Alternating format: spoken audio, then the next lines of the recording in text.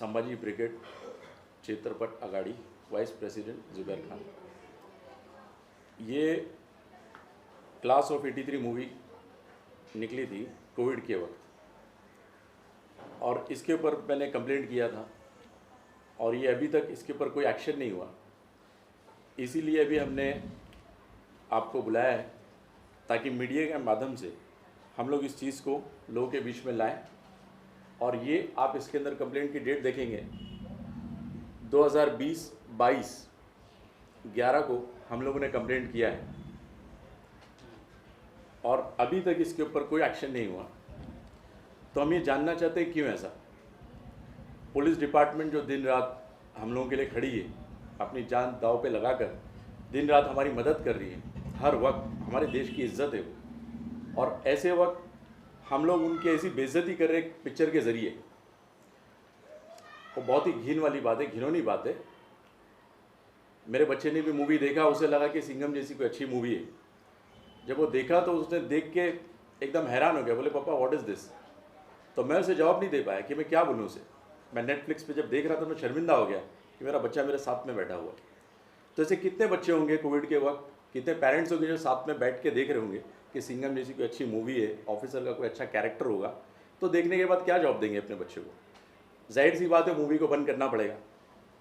तो ये पैसा कमाने के लिए कोई भी हद तक जा रहे हैं, यहाँ तक कि पुलिस डिपार्टमेंट, आर्मी डिपार्टमेंट किसी को जलील करे बिगड़े बाज नहीं आ रहे।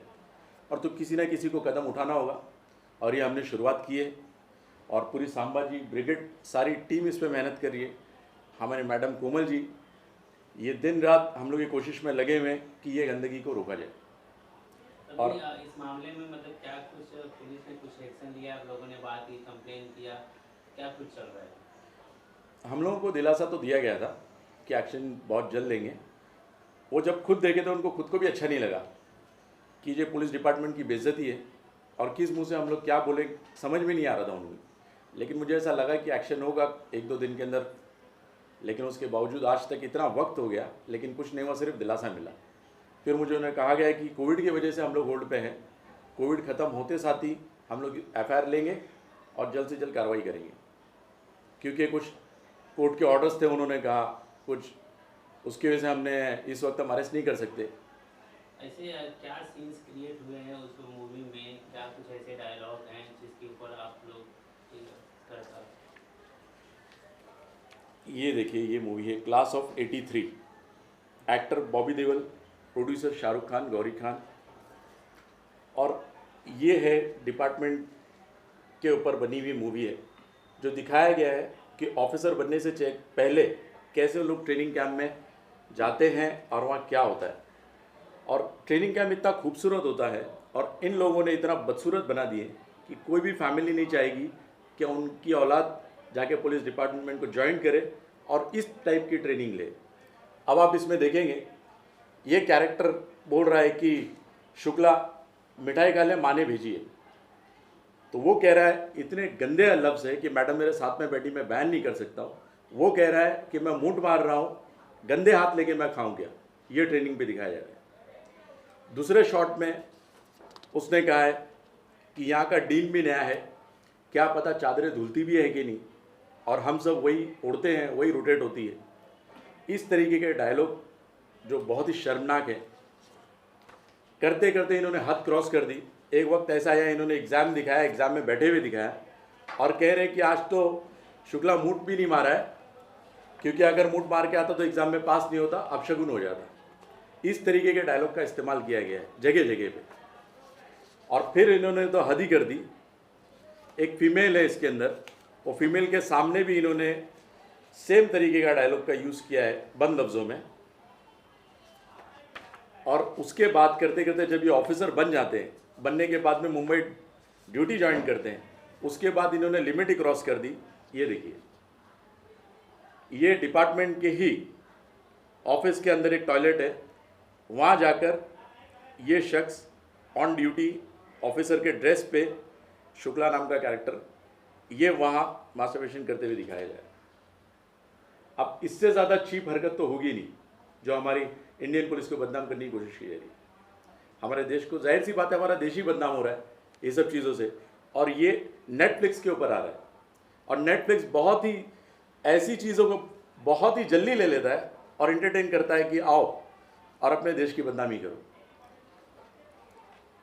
अब ये देखिए आप किस तरीके का एक्सप्रेशन है, क्या है, और ये लास्ट में ये वर्दी के ऊपर दाग लगते दिखाया और ये डीसीपी साहब के पास जा रहा है। डीसीपी साहब इसे बोल रहे हैं कि अपनी वर्दी पे दाग लगने मत देना, और ये वही दाग को अपने फाइल से छुपाते दिखा रहा है। अब इससे ज़्यादा गंदी हरकत तो होगी नहीं। अब इसके खिलाफ हम लोग खड़े रहेंगे और एक्शन ज़रूर लेंगे और इनके ऊपर एफआईआर होना चाहिए, हमारी मांग। इसमें हम लोग सबसे पहले हम लोगों ने अप्रोच किया था निर्मल नगर पुलिस स्टेशन थ्रू उनके सीनियर। जब हम पहली बार गए तो हमारा ये था कि ये तो लीगल लॉ है कि अगर कोई जाता है कंप्लेंट करने तो आपको बाकी चीज़ें छोड़ के इवन इन्वेस्टिगेशन के लिए तो भी एफआईआर लेनी चाहिए थी, पर उन्होंने एफआईआर लेने से मना किया। उन्होंने ये बोला कि आप एक काम कीजिए, आप रिटन कंप्लेंट दीजिए। ये जो पिक्चर रिलीज़ हुई वो अगस्त में रिलीज़ हुई, और जैसे ही हमको पता चला कि यह ऑनलाइन प्लेटफॉर्म पे है, हमारा सबसे बड़ा थ्रेट यही था कि ये जितना सर्कुलेट होगा बदनामी उतनी होगी, इसलिए हमने तुरंत रिटर्न कंप्लेंट किया। उसके बाद में हम कोविड का सबसे बड़ा एक्सक्यूज़ था कि कोविड है, हाई कोर्ट के डायरेक्शंस भी थे कि कोई एडवर्स ये नहीं लेंगे, एक्शन नहीं लेंगे किसी के अगेंस्ट में, तो इसीलिए वो एक्सक्यूज़ पकड़ के पुलिस ने हमको बारंबार बोला कि हम कंप्लेंट करेंगे, हम उनको बुलाएंगे, नोटिस देंगे। मेरे पास में कोई भी डॉक्यूमेंटेड प्रूफ नहीं है कि उनको नोटिस दिया गया या फिर उनको इन्वेस्टिगेशन के लिए बुलाया गया। अगर पुलिस ने बुलाया भी है वर्बली तो सिर्फ कोई एक उनके ऑफिस का कोई इंसान उठ के आया है, एक नॉर्मल स्टेटमेंट देके चला गया, उसके अलावा कोई भी स्ट्रिक्ट एक्शन ली नहीं गई है, बल्कि ऑन ड्यूटी, ऑन यूनिफॉर्म, ये ऐसी चीज़ें दिखाई गई है जो टोटली ऑब्जेक्शनल है। दूसरी चीज़ कि नेटफ्लिक्स सिर्फ इंडिया या महाराष्ट्र में नहीं है, ये टोटली ग्लोबली पूरे विश्व में दिख रहा है। तो हमारा एक पुलिस का इम्प्रेशन ऐसा हो रहा है कि पुलिस ऑन ड्यूटी ये काम करते हैं, तो नेचुरली एक थ्रेट है उस चीज़ के लिए। ठीक है मैम, जैसे अभी वेब सीरीज पे बहुत सारी चीज़ें आ रही हैं, जैसे इस तरह की मतलब वर्बली चीज़ें दिखाई जा रही, लोग गालियाँ भी बकते हैं, बहुत सारी चीज़ें असली चीज़ें भी दिखाई जा रही, तो इसके ऊपर क्या कुछ एक्शन लेना चाहिए? जो फिल्म जगत में लोग बैठे हैं उनको किस तरह का एक्शन लेना चाहिए, क्या कुछ करना चाहिए, अगर आप सलाह दें तो? इसमें सबसे बड़ी चीज़ तो ये है कि OTT प्लेटफॉर्म के ऊपर कोई भी सेंसरशिप नहीं है। इसमें सिर्फ जो पिक्चरें रिलीज़ होती है बोर्ड के थ्रू बिग थिएटर्स में, सिर्फ उसमें सेंसरशिप है, मगर OTT प्लेटफॉर्म में सबसे बड़ा डेफिसिट ये है कि कोई सेंसरशिप नहीं है। सर जो हमारे पीयूष सर हैं उनसे भी मिले थे और उनसे भी बात किया था, तो उन्होंने भी यही बोला कि आपको हमारे यहाँ से कि कोई भी सेंसरशिप नहीं मिलेगा सर्टिफिकेशन बोर्ड से। आपको अगर जाना है तो आपको सेंटर में जाना पड़ेगा एंड फ्रॉम दिल्ली आपको परमिशन लाना पड़ेगा, and it is a very big battle. अगर आज आप OTT सेंसरशिप के लिए बात करेंगे तो OTT शायद मेरे हिसाब से इसीलिए बहुत ज़्यादा फैसिनेटेड है या इसीलिए आकर्षित है क्योंकि उस पर कोई सेंसरशिप नहीं है। सिर्फ इस पिक्चर में ही नहीं, अगर आप नॉर्मल एक पिक्चर भी ले लीजिए उसमें गालियाँ है, सेक्सुअल सीन्स है या फिर कोई भी टाइप का ये है, वो ओपनली इसी वजह से दिखाया जाता है क्योंकि उसमें कोई भी सेंसरशिप नहीं है। हमारे पास में वो लॉ ही अभी तक नहीं है कि जहाँ पे OTT के ऊपर हम एक रिस्ट्रिक्शन ला सके, और हम इसके आगे काम करेंगे। इसमें और एक चीज़ बताना चाहती हूँ आपको कि हमारा नेक्स्ट स्टेप, अगर इसके इतने सारे प्रयासों के बाद में भी अगर पुलिस ने नहीं लिया तो हम 156(3) करके हम कोर्ट से ऑर्डर लाएंगे एंड मिस्टर बॉबी देओल, शाहरुख खान, गौरी खान और बाकी के जो प्रोड्यूसर्स या स्टारकास्ट हैं उनके अगेंस्ट में FIR 100% रजिस्टर करने की कोशिश करेंगे क्योंकि ये एथिकली रॉन्ग है। सभी पत्रकार भाइयों को मेरा सादर प्रणाम। आज ये पत्रकार परिषद की ओर से हम ये एक अहम मुद्दा सामने लाना चाहते हैं कि भारत में जो संस्कृति है, हिंदू, मुस्लिम, सिख, ईसाई सभी धर्मों की संस्कृति है, ये अपनी एक अस्मिता है। जैसी ये अस्मिता है वैसे ही भारत की पुलिस, भारत की सैन्य दल, भारत के महापुरुषों और भारत के जितने भी संत परंपरा है, इनकी भी एक अलग से अस्मिता है।